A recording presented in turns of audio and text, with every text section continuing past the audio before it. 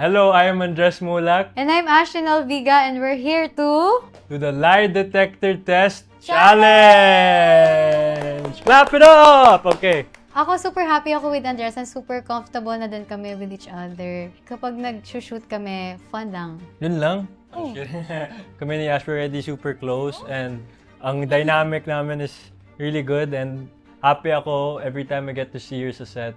It's always a good experience and I enjoy our time together. Wow! From the heart pa yan. Sige nga, wait nga, try nga natin. If you were to score how well you know each other, anong score niyo sa isa't isa? 11. Ako naman, si Bean ko 12. 13 pala ako. Oh, 14 na lang. Okay. Okay, ready? Bato, pick Bato, pick. And the first question is, did you like my personality when we first met? Oo, yes. Yes, yung answer Gusto ko mo, yung ha? personality niya. Kasi siya yung lumalapit sa amin sa lahat. Kasi alam niyang nahihiya yung mga tao sa kanya. So, siya yung lumalapit talaga. Ay! Puta ka. Hindi yun, Lai. Totoo Lai daw yun? Kinakabahan kasi ako ngayon kasi kinakabahan ako. Tapaw na nga ito. Ano? Sa tingin mo, naglulay ako. No. Mashi. I believe her naman. This is lying. Ako, nahihiya ako sa kanya nung una eh. Ako din, nahiya din ako first Pero time. hindi halata sa kanya kasi siya yung nag-approach talaga sa lahat, sa aming lahat nun. No, siyang nauna nag-approach. Ako ba? Yeah, sa StoryCon. Di ko makalimutan yan. Kasi ako, nahiya ako. Tapos ikaw nag-approach. So I was like, oh, wow. Ang bait niya naman. Hello lang, ganun. Or may wave. Ganito. Just kidding. Joke lang. No, she said, like, at least nag-wave, hello, ganun. Baka naman ako. Yeah, kaya na-sense ko, like, ay, natatakot siya, ganun. So, ako lumapit, ganun. Diba? Tama! Tama. Kinilig ka na ba ever sa mga scenes natin? Sa una pa lang, sobrang nakilig ako. Uy, sobra pa. Nakilig ako talaga, kahit lahat ng mga eksena namin. Sige nga kung talaga, ano yung first scene na nakilig ka? Ay, parang alam ko. Oh, talaga ano? Yung sa may utensils. Oo nga, isa pa yun. Kasi when we started shooting ang Mutya ng Section E, sa start ng series, medyo pabully pa ako, diba, si Kiefer. Medyo pabully pa si Kiefer. And then, as the days went by, mas nagiging pakilig. And then, yun. Tama. How to answer by not answering. Hindi mo na. So ano, ilagay ko na? Yes. It's coming. It's coming. Wala pa! Meron. I lied. Have you ever been annoyed with me on set? Actually, ngayon. Wow! Joke lang. Hindi. Pero sobrang natatawa lagi ako sa kanya. Never siya Hindi na-annoy pa. sa akin. Hindi pa. Pero kung ma-annoy ako sa kanya, sasabihin ko sa kanya. Truth to siguro. Huli ka. Lying. Hindi nga. Lying is bad. Lying din yung kilig mo kanina? Oo. Kasi ramdam ko siya kapag nakikita niya Bakit? Pag nakikita niya nagko-concentrate ako, nararamdaman kong, sige, gawin mo yung thing mo dyan. Dito muna ako. Ganun. Pag nakikita ko na medyo nasa stress na si Ash, careful ako kasi alam ko din na ayoko na maging inis siya sa akin. So, diba? Safe always. Ay, binalik mo talaga, no? Hindi. Ay, hindi ba? Okay. 4, 5. Okay, go. Kala mo lagi dinadaya. Have you ever imagined yourself in your character's love stories? Yes. Si Kiefer? Mas Kiefer or mas Rafi? Both. All the time. Every time I'm portraying a character, feel ko talaga na ako yun, diba? So, nafe-feel ko yung love? Huh? Tama na ba yung sagot mo? Okay. Pag yan, ano talaga? Tingnan dito. No react. Pili ko mas Rafi ka eh. Mas Rafi? Ay, hindi nga. Ano to?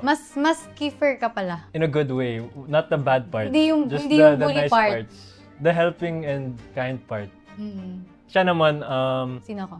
ako para sa akin, you're Ash, Tino Viga.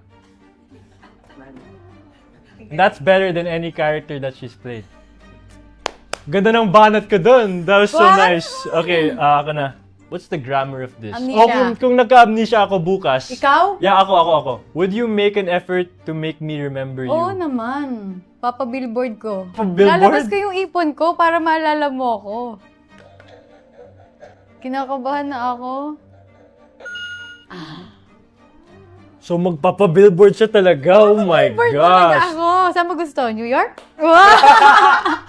Okay na ako sa EDSA. Guadalupe, sa EDSA, okay na Guadalupe. yun. Lahat yun, buong yun sa'yo. Yung lima dun, okay na yun. Lahat yun. Oo. Nag-iisip ako ng maaalala mo sa akin Marami.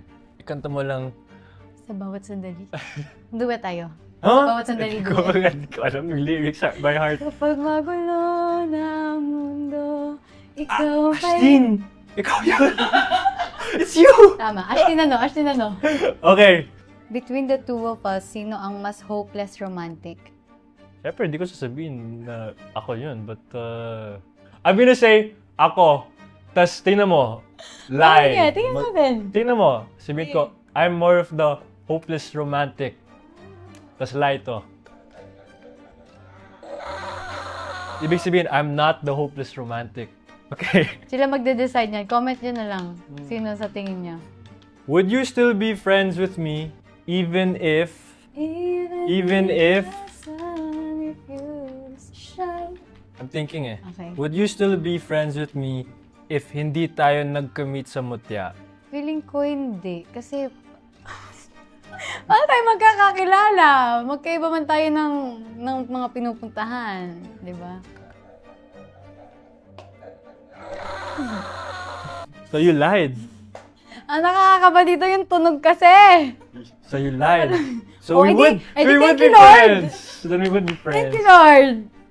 Ako feeling ko yes kasi like Ash said kanina, ako mismo ang lumalapit sa mga tao. So Oh, pero ano lang, yung pakilala lang yun. Paano ka magiging friends doon?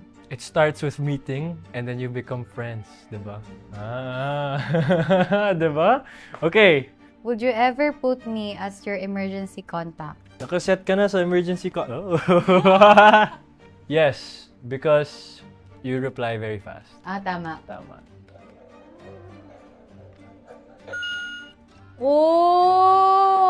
Oh! Very good. Yeah, I definitely trust her. We talk from time to time. Kahit ako, medyo late ako mag-reply, pag nakakita ko na nag-text si Ash, mabilis din ako mag-reply. Huh? How to answer by not answering. Diba? Be honest. Honest talaga ako. Ito nga yung, that's the start. okay. Yung start na yun. Be honest. Am I your type and why? Baka wag magalit ka. Noong una hindi, pero nung nakilala ko, Oh! hindi, noong una hindi, pero Talaga? kasi mas tumitingin ako sa heart ng tao. Tapos nung nakilala ko siya, sabi ko, ay, cute naman. Bumawi. Galing. Tingnan natin nga. So, I'm not her type, in other words. Noon. Ay, eme. Siguro nung mga after ilang taping days din namin kasi doon nakapag-usap na kami. Tapos mas nakikilala ko kung sino siya. Parang hindi, kung ano yung nakita ko, hindi ganun yung inassume ko nung una. Wala, akala ko mayabang siya, ganun. Like, pero hindi pala. Sobrang kabaliktaran. Did you know this, Andres? Noong sabi niya nga sa akin, the second taping day pa lang, she was like, type na type kita.